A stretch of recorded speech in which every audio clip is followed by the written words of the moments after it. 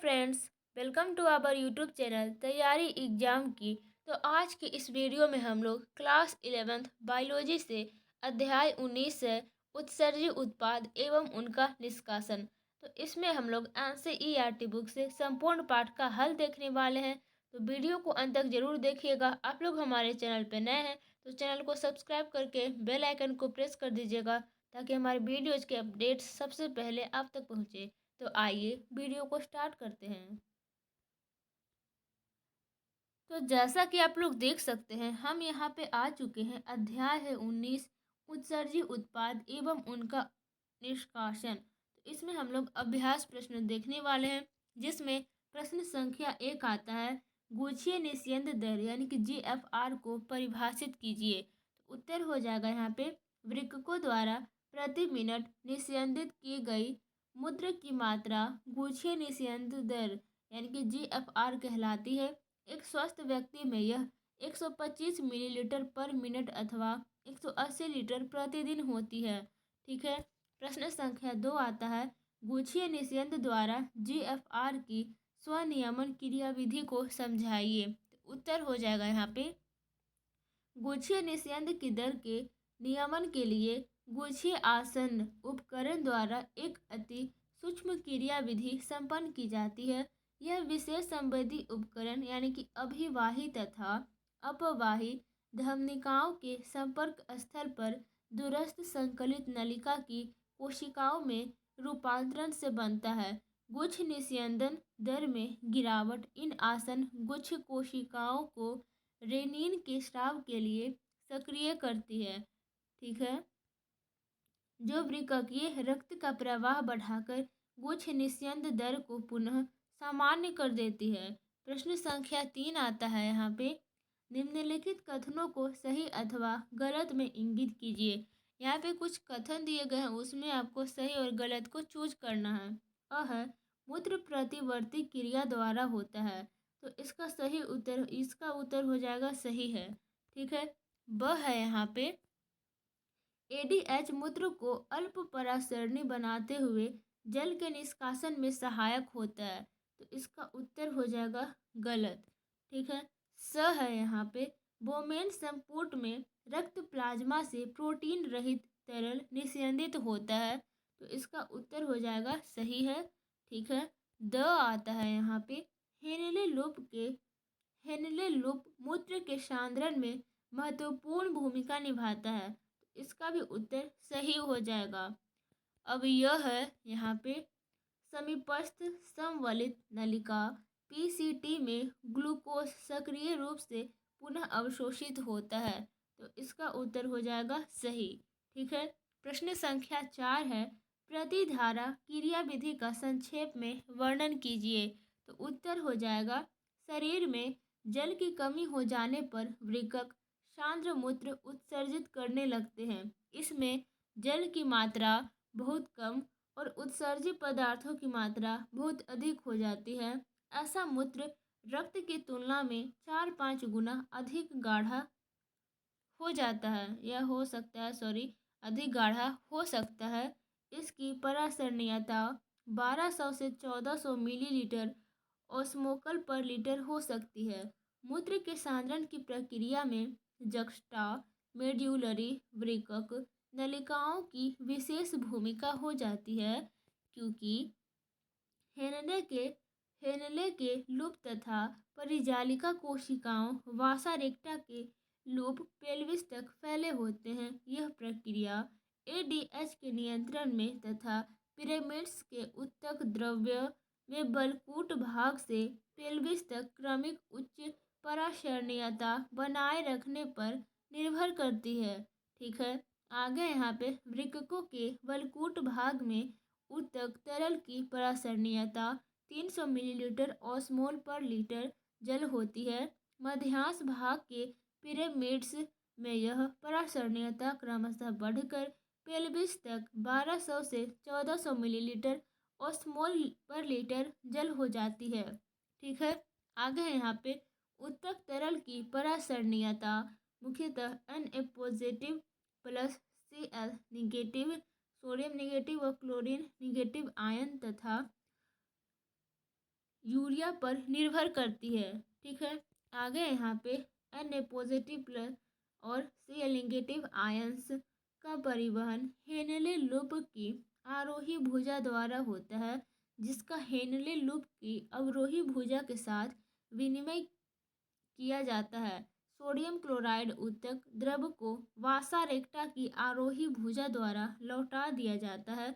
इसी प्रकार यूरिया की कुछ मात्रा हेनले लूप के संकरे आरोही भाग में मिश्रण द्वारा पहुंचती है, जो संग्रह नलिका द्वारा उत्तक द्रव्य को पुनः लौटा दी जाती है। हेनले लूप तथा वासा रेक्टा द्वारा इन पदार्थों के परिवहन को प्रतिधारा क्रिया विधि द्वारा सुगम बनाया जाता है। इसके फलस्वरूप मध्यांश के उत्तक द्रव्य की प्रवणता बनी रहती है। यह प्रवणता संग्रह नलिका द्वारा जल के अवशोषण में सहायता करती है और निस्यंद का सांद्रण करती है।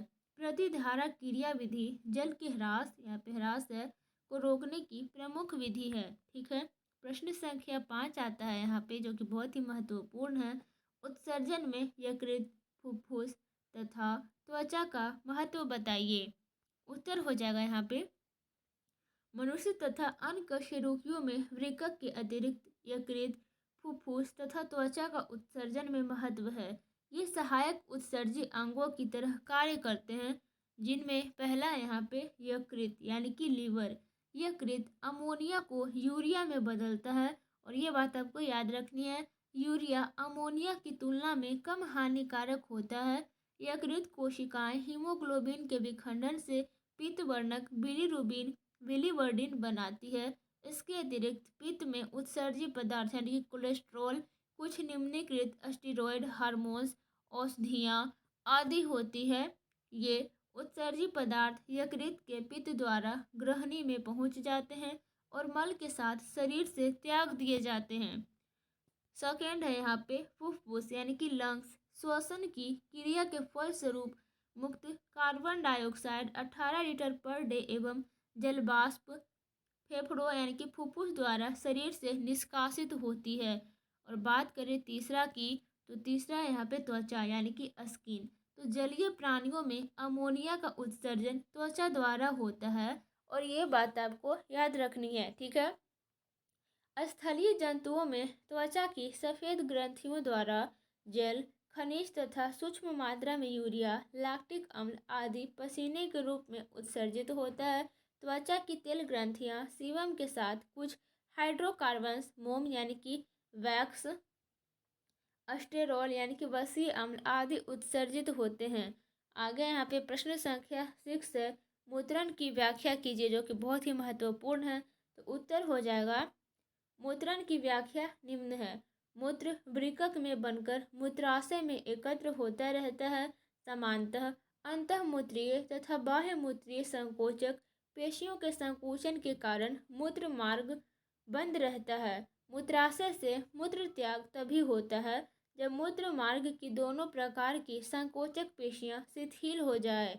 ठीक है, अतः मूत्रीय संकोचक में अरेखित पेशी तथा बाह्य मूत्रीय संकोचक में रेखित पेशी तंतु होते हैं। इसलिए अंतःमूत्रीय संकोचक में अरेखित पेशी तथा बाह्य मूत्रीय संकोचक में रेखित पेशी तंतु होते हैं। इसलिए अंतःमूत्रीय संकोचक का शिथिलन स्वायत्त तंत्रिका तंत्र के नियंत्रण में होने वाली अनैच्छिक और बाह्य मूत्रीय पेशियों का शिथिलन एक ऐच्छिक प्रतिक्रिया होती है। मूत्रण वास्तव में अनैच्छिक तथा ऐच्छिक प्रक्रियाओं के सहप्रभाव से होता है। ऐच्छिक नियंत्रण के कारण हम इच्छानुसार मूत्र त्याग करते हैं। आइए अब हम लोग चलते हैं प्रश्न संख्या 7 की ओर। स्तंभ 1 के बिंदुओं का खंड स्तंभ 2 से मिलान करें। यहाँ पे आप लोग देख सकते हैं स्तंभ 1 है, और इधर आप लोग देख सकते हैं इधर स्तंभ 2 है। ओके, तो पहला यहाँ पे अमोनियोत्सर्ग, तो इसका सही उत्तर हो जाएगा स यानी कि अस्थिल मछलियाँ। ठीक है, सेकेंड है बोमेन संपुट, तो इसका सही उत्तर हो जाएगा यानी कि वृक्क नलिका। तीसरा आता है यहाँ पे मूत्रण, तो इसका सही उत्तर हो जाएगा द यानी कि मूत्राशय। 4 है यहाँ पे यूरिका अम्ल उत्सर्जन, तो इसका सही उत्तर हो जाएगा अ यानी कि पक्षी। 5वां है यहाँ पे एडीएच, एडीएच, तो इसका सही उत्तर क्या हो जाएगा ब यानी कि जल का पुनः अवशोषण। बहुत सारे स्टूडेंट्स क्या करते हैं कि जो ऐसे ऐसे मिलान कर देते हैं, ठीक है, तो आपको जब एग्जाम में आएगा तो इस तरह से मिलाना उचित नहीं होगा। ये क्या हो जाएगा, ये रॉन्ग हो जाएगा, ठीक है। अगर आप लोग इसको डायरेक्ट तरह से आंसर लिखते हैं इस तरह से, तो आपको जैसे कि ये 5 मार्क्स का है तो 5 में आपका 5 मार्क्स मिल जाएगा। ओके, तो आइए अब हम लोग चलते हैं प्रश्न संख्या 8 की ओर। परासरण नियमन का अर्थ बताइए, तो उत्तर हो जाएगा यहाँ पे वृक्क शरीर से हानिकारक पदार्थों को मूत्र के रूप में शरीर से निरंतर यानी कि लगातार बाहर निकालते रहते हैं। इसके अतिरिक्त उत्तक तरल में लवणों और जल की मात्रा नियंत्रण भी करते हैं। शरीर में जल की मात्रा के बढ़ जाने अर्थात शरीर के तरल की परासरणीयता के कम हो जाने पर मूत्र पतला यानी कि तनु हो जाता है और उसकी मात्रा बढ़ जाती है। शरीर में जल की कमी होने पर अर्थात शरीर के उत्तक तरल की परासरणीयता के बढ़ जाने पर मूत्र गाढ़ा हो जाता है और इसकी मात्रा कम हो जाती है। मूत्र की मात्रा का नियंत्रण मुख्यतः एल्डोस्टेरॉन तथा एंटी डायूरेटिक द्वारा होता है। एल्डोस्टेरॉन यानी कि Na धनायन के पुनरावशोषण को बढ़ाता है, जिससे अंतः वातावरण में Na धनायन की उपयुक्त मात्रा बनी रहे। आगे यहाँ पे एंटी डायूरेटिक यानी कि एडीएच या वासोप्रेसिन मूत्र के तनुकरण या सांद्रण का प्रमुख नियंत्रक होता है। परासरण नियमन प्रक्रिया द्वारा जीवधारी के शरीर में परासरणीयता को नियंत्रित रखा जाता है। आगे का प्रश्न संख्या 9 आता है यहाँ पे, जो कि बहुत ही महत्वपूर्ण है। तो आइए हम लोग इसे भी देखते हैं। स्थलीय प्राणी सामान्यतया यूरिया उत्सर्जी या यूरिक अम्ल उत्सर्जी होते हैं तथा अमोनिया उत्सर्जी नहीं होते हैं, क्यों? तो उत्तर हो जाएगा यहाँ पे प्रोटीन्स के पाचन के फलस्वरूप एमिनो अम्ल प्राप्त होते हैं। जीवधारी आवश्यकता से अधिक एमिनो अम्लों का वियमोनीकरण या अमीनो हरण डिमेंटेशन करते हैं। इससे कीटो समूह एवं एमिनो समूह से अमोनिया प्राप्त होती है। कीटो समूह का उपयोग अपचय के अंतर्गत ऊर्जा उत्पादन में हो जाता है, ठीक है। आगे है अमोनिया को जलीय जंतुओं में उत्सर्जित कर दिया जाता है। यह जल में घुलनशील और विषैली होती है। इसको उत्सर्जित करने के लिए अधिक जल की आवश्यकता होती है। इसी कारण अमोनिया जलीय प्राणियों का मुख्य उत्सर्जी पदार्थ है। अमोनिया उत्सर्जी स्थलीय जंतुओं में अमोनिया को यकृत द्वारा यूरिया में बदल दिया जाता है। यूरिया जल में घुलनशील और अमोनिया की तुलना में बहुत कम विषैला या हानिकारक होता है। अतः अधिकांश स्थलीय जंतु यूरिया उत्सर्जी होते हैं, जैसे अनेक उभयचर तथा स्तनी प्राणी। शुष्क परिस्थितियों में रहने वाले जंतु जैसे सरीसृप यानी कि सांप एवं पक्षी वर्ग के सदस्यों में जल की कमी बनी रहती है। जल संचय के लिए ये प्राणी यूरिया को यूरिक अम्ल के रूप में उत्सर्जित करते हैं। आगे यहाँ पे यूरिक अम्ल जल में अघुलनशील होता है। यह विषैला नहीं होता, इसे मल के साथ त्याग दिया जाता है। सरीसृप पक्षी कीट आदि यूरिक अम्ल उत्सर्जी होते हैं। प्रश्न संख्या 10 आता है, जो कि बहुत ही महत्वपूर्ण है। वृक्क के कार्य में जगसटागुच्छ उपकरण यानी कि JGA का क्या महत्व है? तो उत्तर हो जाएगा यहाँ पे जगसटागुच्छ उपकरण की उत्सर्जन में जटिल नियमनकारी भूमिका है। JGA की विशिष्ट कोशिका गुच्छ निस्यंदन का स्वनियमन स्वयं वृक्क द्वारा उत्पन्न दावक क्रियाविधि की उपस्थिति के कारण होता है। इसकी खोज टाइगर स्टीट और बर्गमन ने की। JGA की विशिष्ट कोशिकाओं से रेनिन हार्मोन स्रावित होता है और ये बात आपको याद रखनी है। Na धनायन की कम सांद्रता या निम्न कोशिका गुच्छ निस्यंदन दर या निम्न कोशिका गुच्छ दाब के कारण रेनिन रक्त में उपस्थित एंजियोटेंसिनोजन को एंजियोटेंसिन 1 और बाद में एंजियोटेंसिन 2 में बदलता है। एंजियोटेंसिन 2 एक प्रभावकारी वाहिका संकीर्णक का कार्य करता है जो गुच्छीय रुधिर दाब तथा जीएफआर को बढ़ा देता है। ओके, आगे यहाँ पे एंजियोटेंसिन दूसरा अधिवृक्क बलकूट को एल्डोस्टेरोन हार्मोन के स्रावन को प्रेरित करता है। एल्डोस्टेरोन स्रावी नलिका के दूरस्थ भाग में Na धनायन तथा जल के पुनरावशोषण को बढ़ाता है। इससे रक्तदाब तथा जीएफआर में वृद्धि होती है।